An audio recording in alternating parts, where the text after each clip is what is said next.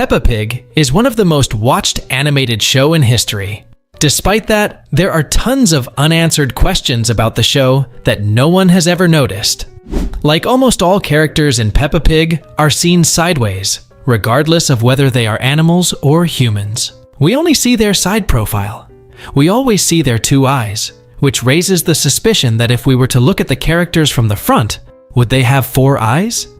In fact, surprisingly, the only characters to not have this feature are vegetables, such as Mr. Potato, who is seen practically facing us, just like the other vegetables.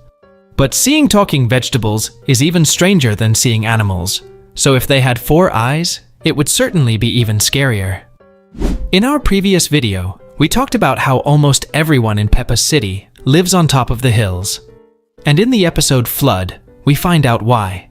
In Peppa's city, it can rain so much that only the hilltops stay above water. But the issue here is, what happens to Rebecca Rabbit's and Molly Mole's house during the flood? As we know, Rebecca Rabbit and Molly Mole live in a burrow, both below the hills. So the question is, what do they do during the flood? Do they leave their house, or is it flood-proof, which I doubt? In the episode The Police Station, we see some posters outside the police station. And one of the posters is a wanted poster.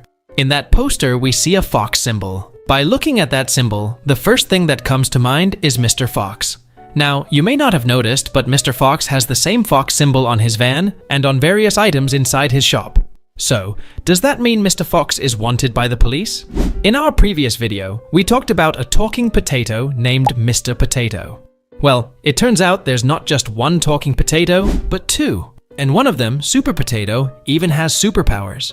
At first, we thought Super Potato was just Mr. Potato in a cape and red underpants, but they're actually different characters. In the episode Mr. Potato's Christmas Show, we also meet Mrs. Carrot, Blueberry, and Sprout.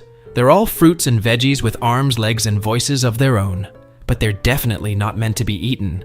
So, where did these talking vegetables come from?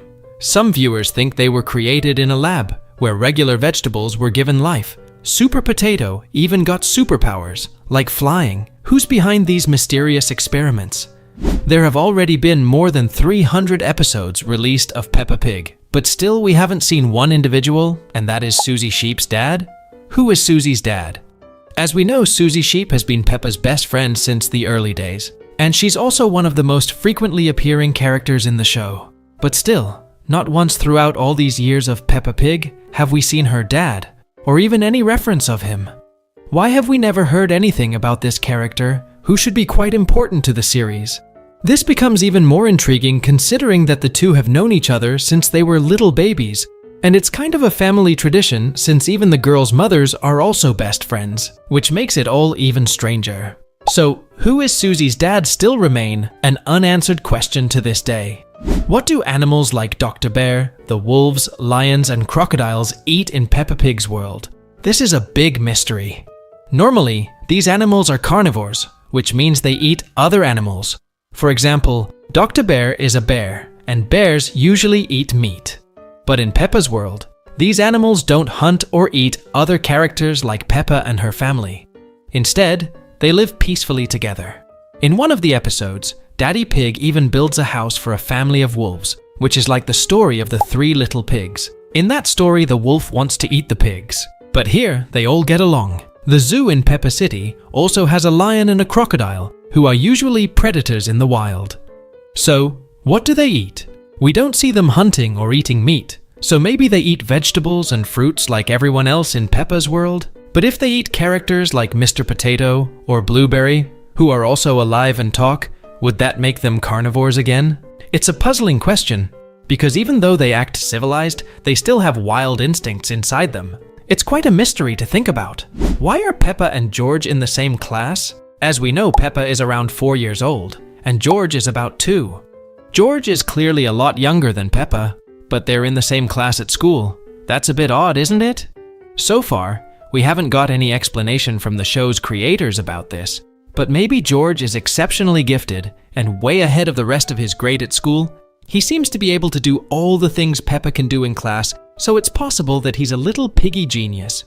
In Peppa Pig's world, besides talking animals, dancing vegetables, and famous characters, there are also humans.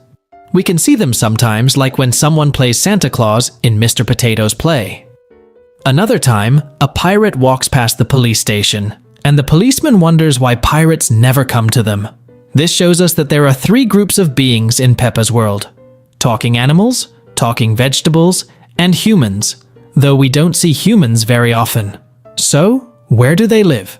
This is a big question that makes us curious about Peppa's cartoon. Why does Miss Rabbit have so many jobs? She's been a helicopter pilot, shopkeeper, librarian, bus driver, and more. How does she manage all of them? Some people wonder if she has made copies of herself. Maybe Miss Rabbit loves working so much because she lives in a burrow underground while everyone else has a house on a hill. We're just guessing. But it seems like life isn't fair for rabbits like her. And talking about rabbit, how many of them are there, and why do all of them look similar? As all of Peppa Pig viewers know that in Peppa's world, animals live together in society as if they were humans. And they have everything we have in our world, including hospitals, doctors, and nurses. But what's most striking is that the animals themselves have pets, like Grandpa Pig, who has a parrot. But if everyone is an animal, could doctors like Dr. Bear, who treats Peppa when she's sick, also not be considered veterinarians, just like Dr. Hamster? After all, he only treats animals too. But apparently Dr. Hamster only cares for animals that don't behave like humans. So, are these both doctors and veterinarians in Peppa's world? But how can they be different, since they both are treating animals? Since we're talking about a world where almost everyone is an animal, with a few exceptions, could the zoo be considered a kind of prison?